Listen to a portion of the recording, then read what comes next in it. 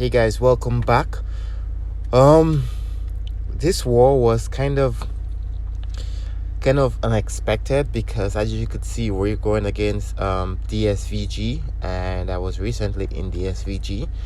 So this war was kind of fun for me because I didn't want to lose. So we played a really smart game basically, and I basically set up attack. That way it would kind of help us. So my first match, I went against Vision Arcus, and I just used Colossus. It's a very simple match. There's nothing special about Arcus on Hazard Shift, especially if you're using someone like Captain Marvel movie. The reason I'm using Colossus is because this is only section 1, and he has some serious damage from his heavies. So I'm just gonna spam the heavies like you saw and have the fight end as fast as possible. The next fight though, it's Warlock, and Warlock there is not really a good fit because Warlock can easily be quaked on stubborn, because he's really not a stubborn defender. So putting him there is just not too tricky. So usually I will put him somewhere that he will benefit a lot more, especially if they can't bring quick. And I released my heavy there by accident, and yeah, I got hit.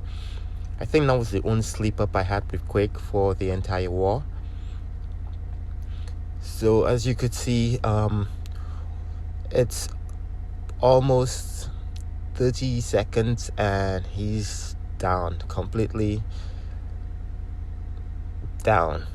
A lot of people put Warlock there, but I really don't think that's a good placement for him, especially since the fight could go that easily.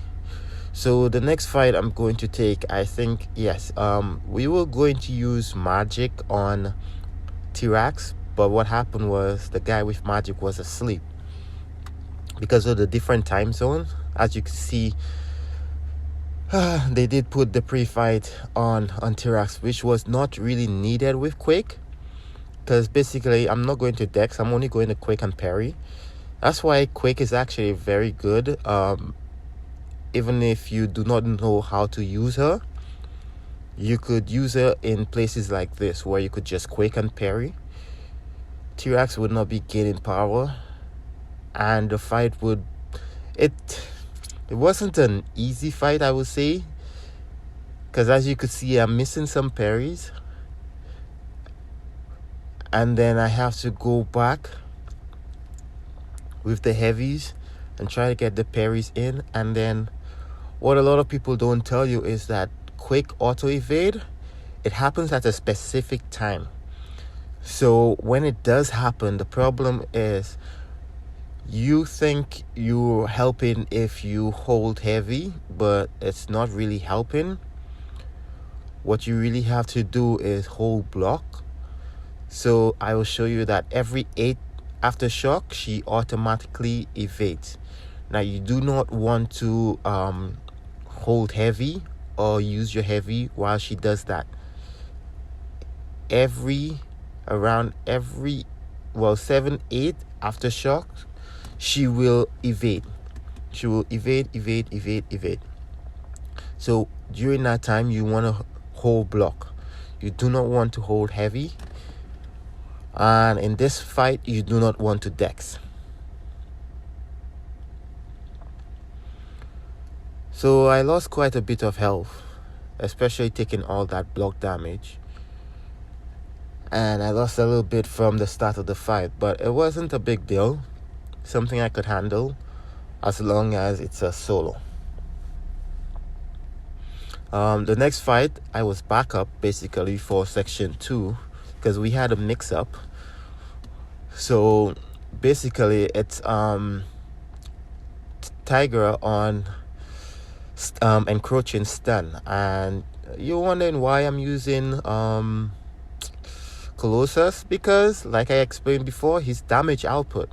Now the whole point is to get to an SP2. Now as you can see, I'm at my SP2 and the timer is just perfect. And that fight went really well. It was around 20 seconds and he outdamaged her. Note well, he's an R3, so you would expect that.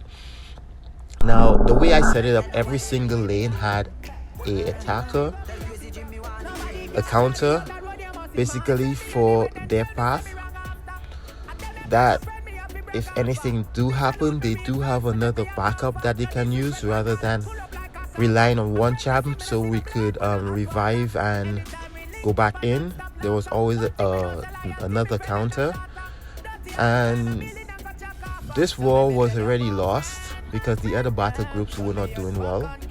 So we decided to go in unboosted, really, just light boost.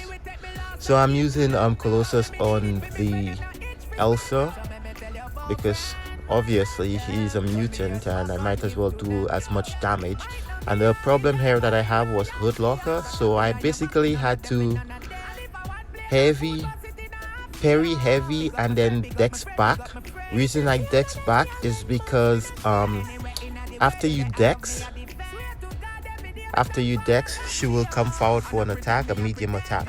So as you can see, this is the battle group score, and we lost. Basically we had 27 and my battle group had 3 deaths while the VG had 8. It was all because of the planning. Anyways, have a good one, guys.